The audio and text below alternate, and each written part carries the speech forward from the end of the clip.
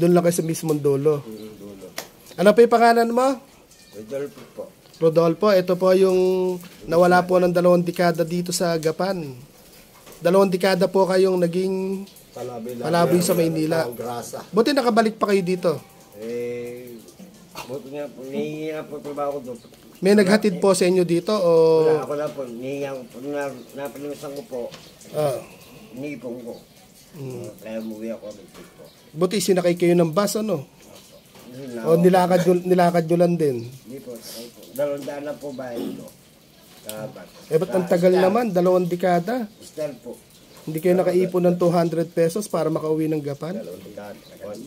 Taong grasa kasi. Di ngayon, ang nagbubuhay po sa iyo, si Kuya Ben. Minsan po, pumunta po palengke. Tumutulong din siya. Ano po yung... Sa bahay, ano po yung ginagawa nyo? Iigib ako tubig.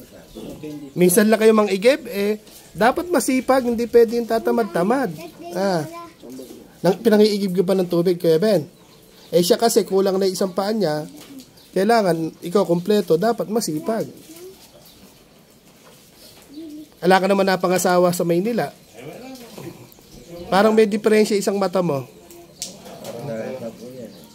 Ala na, maputi na, no? Ala na, hindi na rin makukuha sa...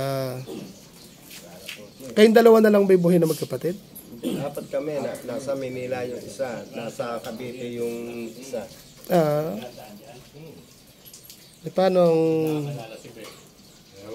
sistema ninyo? Tapos, kapitbahay mo din si X.